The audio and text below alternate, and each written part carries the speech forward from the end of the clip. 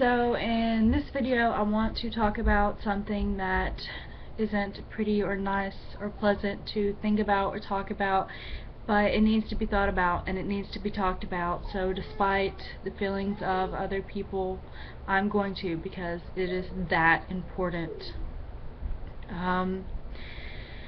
So the thing about being a parent who has multiple mental illnesses is the fact that most mental illnesses are genetic, and there's a good chance that you could hand down your crazy genes to your children.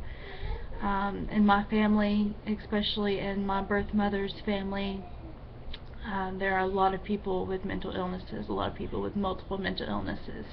And as all of you know, I have multiple mental illnesses, and I thought about these things after getting all of my diagnoses. I knew there was a chance that maybe someday, I have 3 kids, what are the chances that at least one of them is going to grow up without any mental illness problems? I expected to start looking for problems in, pre-teen years, early teen years. The average time that a lot of mental illness symptoms start to surface, but it doesn't always take that long, unfortunately. And there's some stuff going on with my 4-year-old son that has just really set me back and shocked me, and I've had so many emotions and thoughts, so many fears, so much guilt. I feel like it's my fault that he's having these problems because I know they came from my gene pool. Unfortunately, I try to move past that thought because there's nothing I can do about it. It's too late. So here's the thing. Even when he was much younger, as young as 2, I knew he was extremely hyperactive, very volatile, a bully. At 2 years old, he was bullying his 4-year-old brother. But I called it middle child syndrome.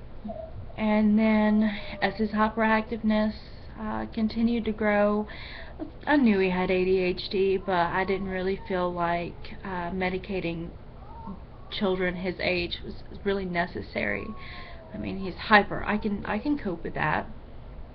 But then this year he started pre-K, and his hyperactiveness and his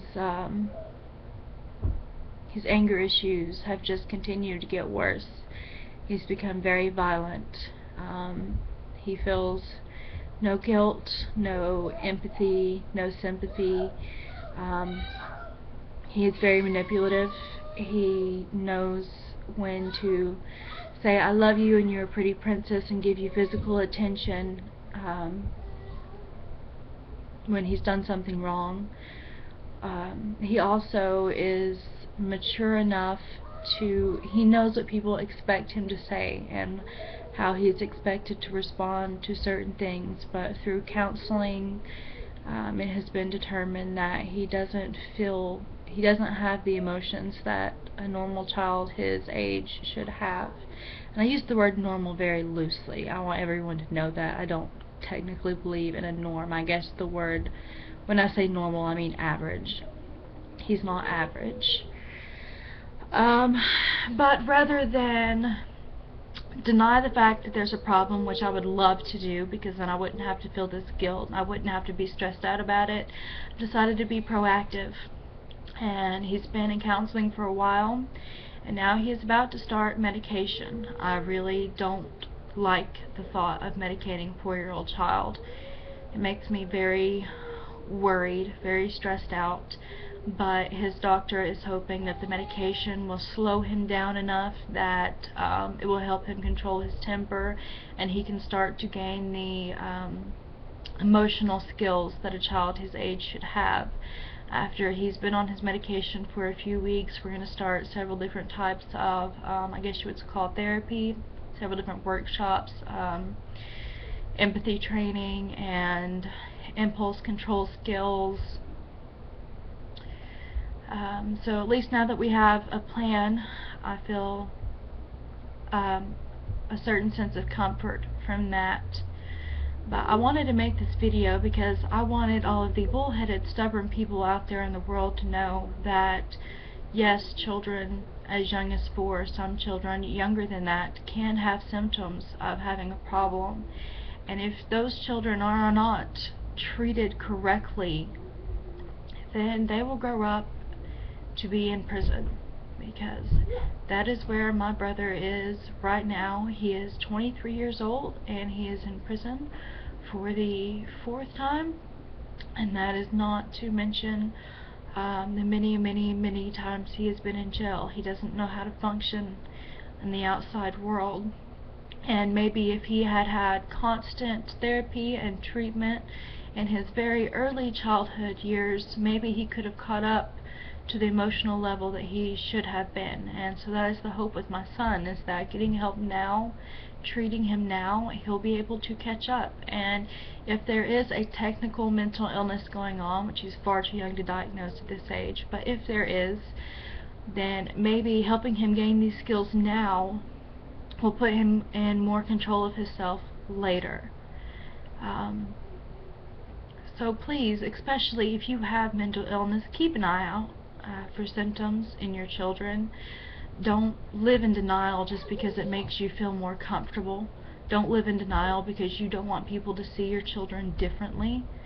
They should know that something is different, and then that is okay. It's okay to be different. It's okay to take medication. It's okay to go to counseling. Because if you tell your children that these things are not okay, or if you infer those things by living in denial, then your children will never get help, and they will grow up to be drug addicts, to be abusive, to be in prison, to being miserable, horrible people with awful lives. And that is my rant. Young children can have symptoms. They need to be watched for, and they need help immediately. And that's something that I'm dealing with in my life that I would like to share with the world.